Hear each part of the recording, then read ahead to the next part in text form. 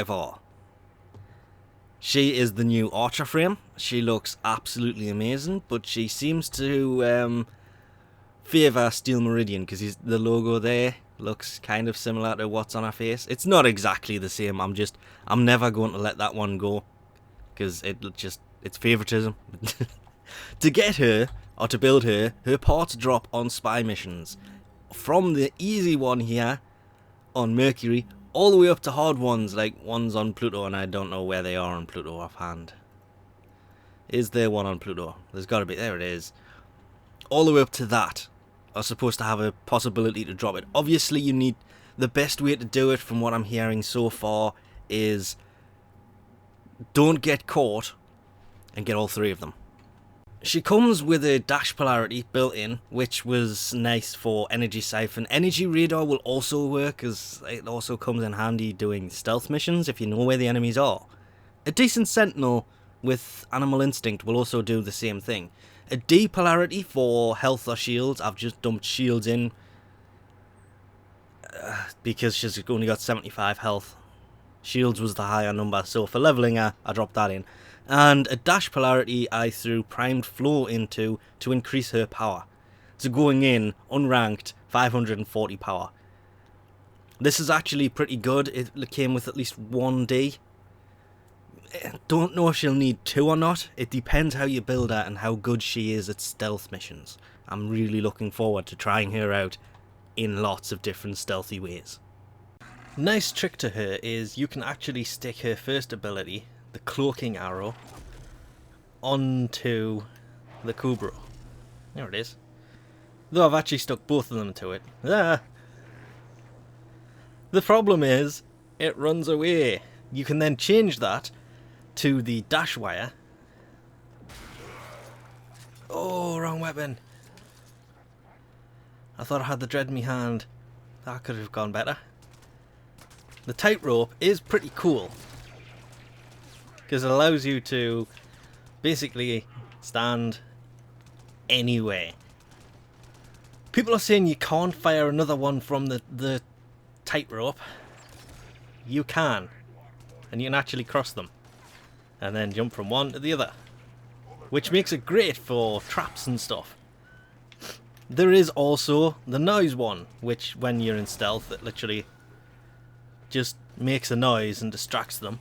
And you have, of course, the sleep wire, the sleep arrow. This is all under the first ability, and that one does exactly what it says, but they changed it. When the enemy's health falls beneath 50%, they will wake up, which doesn't really matter much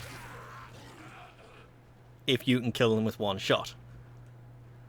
But to do that, you just got to tap the first ability and it just kind of changes it.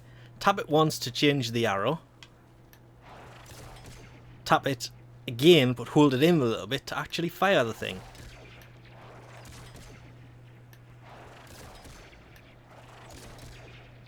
Four is all you're supposed to be able to have out, but I'm standing on one. See, it takes them away.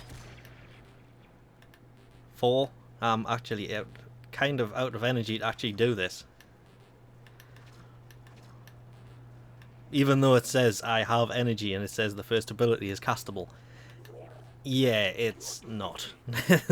But you're only supposed to have 4 wires out, but the one I was standing on will stay there pretty much until you jump off it. But I like the fact you can jump between the 4. And of course, you can do the same things you can do on all wire. It is really handy for getting to places. It really is. The second ability is actually pretty cool because you cast it and any projectile you can control and see where it goes.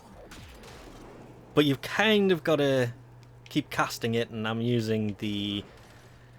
I cannot remember the name of it. The Sonicore.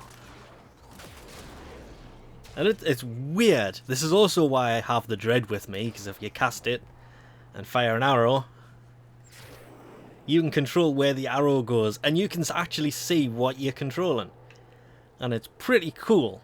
And of course, with something like this one, yeah, you can just keep flying around until you finally find something to actually hit. Oh, god damn, I missed. Ooh, in the leg, and is dead. This is a pretty cool ability. This has been so much fun to play with. But yeah, be careful because you will still take damage while standing there. Oh, headshot. Oh, that was... yeah. The third ability is a weird one. Prowl. If you cast it, you go invisible until you fire a weapon. Well, no, firing a weapon actually stays invisible. I got that confused with the first one. But if you are sprinting, the second you move, you will come out of it. You can sprint and it stops. If you cast it and you're sprinting, it does not work. So you need to not be sprinting when you have this active. But once you do it, yeah, this pretty much made Loki completely and utterly useless. What is the point in a Loki when you can do this? And it also seems to work for the Quiver as well. And what I have found pretty useful, considering how limited your run is with this, because, yeah, you are pretty much moving really slowly. You can roll your way out of this. We've been locked out. Don't worry, I'll save you, Salem. And I'm invisible the whole time. If you roll, it... oh no! Until you run out of power, then all hell breaks loose. Salem, you seem to be on fire. Oh, there's an enemy here. Yeah, get rid of that thing. Okay, if I can do this right... oh, never mind. Oh! What I was trying to do is cast the ability, fire the arrow, and go around the corner. But it's not working! It's just hitting the wall too quickly. Did you actually take him down? Nope. So, the last ability summons a bow, which is affected by your primary weapon depending on what your primary weapon is. It does not work with shotguns. Another reason I have the Dread. Just in case you're wondering, this is what is actually on the Dread, and it is a pretty dreadful build if I'm honest. I mean, sorry about the pun there. Because speed trigger is... yeah, that's the reason that my Dread was firing so bad in this. You don't need to comment on that. I need to get back and actually... yeah, my Dread needs work dreadfully badly. Because it just adds more damage to it and allows you to pretty much kill a lot of things. And it fires... look at it. That's, what, 6 arrows at once? Not charging them, they'll go up to down, horizontal. If you charge it, it kind of turns them vertical. And, as you can see, I'm taking things out through the door. But you can actually see the dots in the middle of the screen there as to what the rotation is at. Which is a really nice touch there. But this thing will last a fair amount of time until you fire it and then it takes power off. And you're basically running around. It's like having a second primary weapon at pretty much all times, which makes her just insanely useful. And that way, please. And again. The spacing between the arrows can be a bit problematic, though. And revive the Cobra. So all in all, she is a rather versatile frame who can pretty much just annihilate all. Yeah, her first ability actually finished there. I cocked that one up. Turn that off, and it is affected by power range and duration for most of these. Power strength obviously works pretty well as well. I'll quickly throw the build I do have on here on the screen. I haven't finished with her.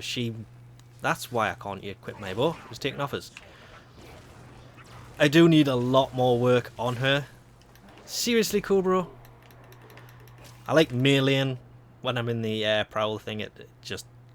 she is so versatile. I've used that for so much. It is straight up ridiculous. She is a hell of a good frame. Oh. I don't have the Uber equipped. Oh, heavy caliber coming into play there. And again. Come on. Anyway, we'll leave this off here for now. While I try to take these things out and fail pretty miserably. Because, yeah. There we go. Anyway, thanks for watching, and I'll catch you next time.